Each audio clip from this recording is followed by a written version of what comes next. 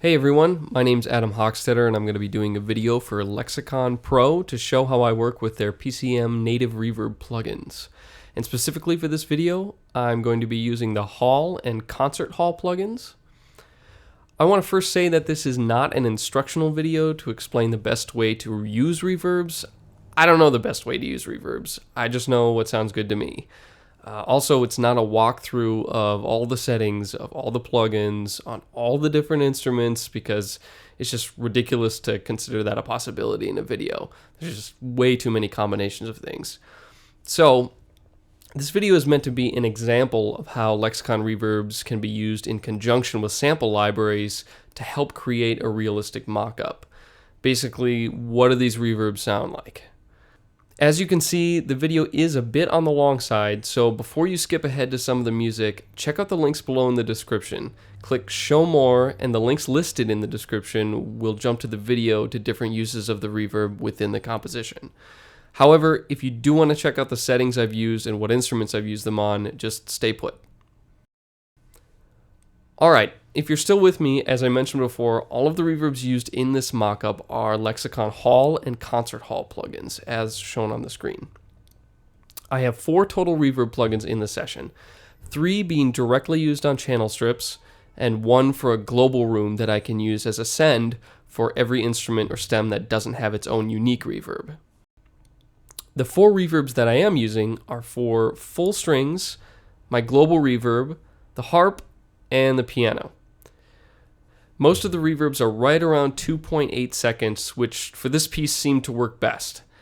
I don't have any fancy answers to you regarding why I chose the specific settings, or dude, did you tweak this here, tweak this there, like why did you choose this, or all that stuff. I basically just tweaked them until I had this global sound that worked really well for this specific piece. So the only reverb that I altered significantly is on the piano. You can see that I took the large hall setting and I boosted the reverb time to about 10 seconds. I wanted to have that vast ethereal sound on the piano and also show how reverb could be used in a more non-traditional way and used more as like an effect plugin than standard reverb. The composition is a soft orchestral track with fairly minimal orchestration. Piano, harp, strings, solo clarinet, 2 flutes, 4 horns, 1 trombone, 1 tuba, and some suspended cymbal and mark tree. With exposed pieces like this, the final mix is very dependent on the choices I make, so having a realistic reverb is crucial to breathing life into my mockups. Let's take a listen to the piece with all of the reverbs active so you can hear how it was originally written and mixed.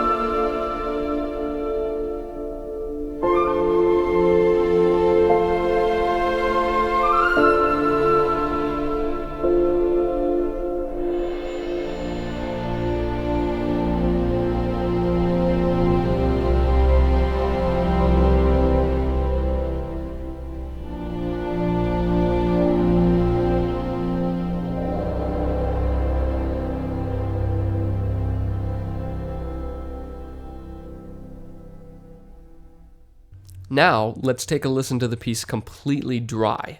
When I say dry, I mean no additional reverbs added via plugins.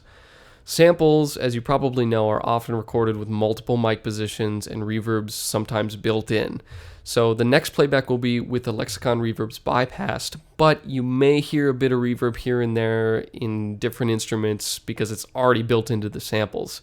And these are just choices that I've made in my template to keep, like, wow, I really like the way that room sounds, so let me keep that even though I'm adding other reverb onto it. If I need something completely dry, chances are I'll just load that patch later and I'll make it as dry as possible. But for now, these are the samples that I'm using on this specific piece.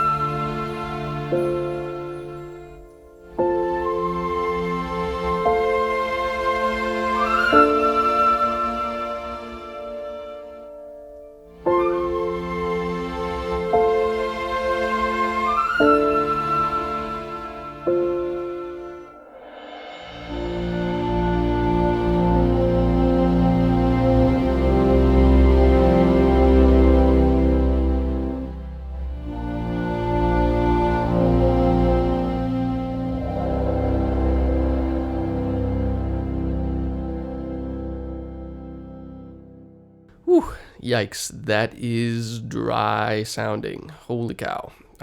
Sometimes I forget what the dry samples really sound like when I'm writing and I'm mixing at the same time, which is most often what I'm doing.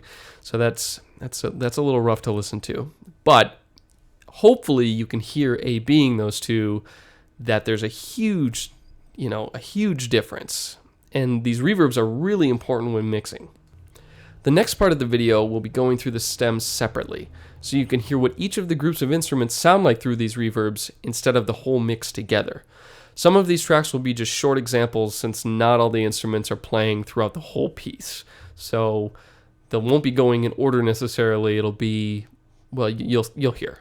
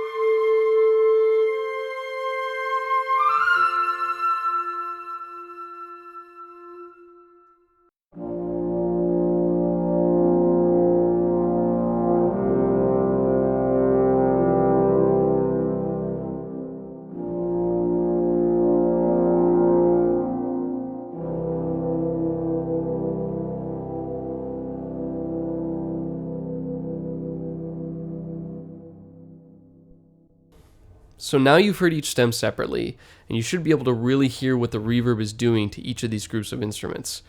It's really amazing how much these plugins help achieve realism, but again, this is just one example of how it can be used in a specific template of sounds. So I would recommend finding out if Lexicon is the right choice for you by downloading their reverb plugin demo. You can try it out for 7 days and tweak to your heart's content. As explained on their website, however, you'll need an iLok in order to activate the demo. So check out the link at the bottom of the description, get the demo, and see how Lexicon can really enhance your mixes. Again, this has been Adam Hochstatter taking you through a few of the Lexicon reverb plugins. Thanks so much for checking out this video and subscribe if you liked it. I should have more videos coming out soon. Happy mixing, everyone.